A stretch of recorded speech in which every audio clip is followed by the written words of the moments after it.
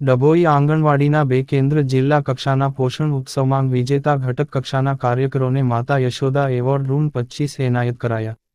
ડભોઈના આંગણવાડી 2 કેન્દ્રનો જિલ્લા કક્ષાના પોષણ ઉત્સવ કાર્યક્રમમાં વિજેતા થતા ડભોઈ આંગણવાડી કાર્યકર્તા બહેનોમાં આનંદ ફેલાયો હતો.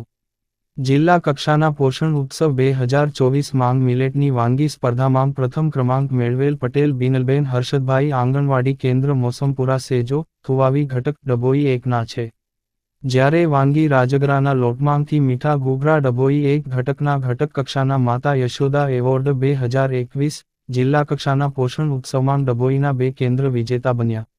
22ના વિજેતા કાર્યકર ઠાકર સંગીતાબેન કાંતિલાલ જેઓનું આંગણવાડી કેન્દ્ર શિનોર રોડ વસાહત અને તેમના તેડાગર ઇલાબેન અમરસિંહ રાઠવાનો સમાવેશ થાય છે. આમ જિલ્લામાંથી એક સાથે 2 એવોર્ડ પ્રાપ્ત થતાં ડભોઈ આંગણવાડી કાર્યકર્તા બહેનોમાં આનંદ ફેલાયો હતો. Reporter Fazal Razak Khatriji, PK news, Dabhoi. આજ રોજ ગુજરાત સરકાર દ્વારા માતા યશોદા એવોર્ડ વર્ષ 2021-22નો મારું કેન્દ્ર સિનોર રોડ વસાહત એક ડભોઈ ઘટકમાં હું ફરજ બજાવું છું. તેમાં આજ રોજ શ્રેષ્ઠ આંગણવાડી કાર્યકર તરીકે મને સરકારશ્રી તરફથી એવોર્ડ મળેલ છે, સર્ટિફિકેટ તથા 21,000નો ચેક મળેલ છે. એમાં હર્ષ ઉલ્લાસની લાગણી અનુભવું છું અને મારી કારકિર્દી આ રીતે પ્રોત્સાહિત થાય એવી ભાવના સાથે સરકારશ્રીનો આભાર માનું છું. તમને કેવું લાગે છે કે આ એવોર્ડ મળ્યો તારે?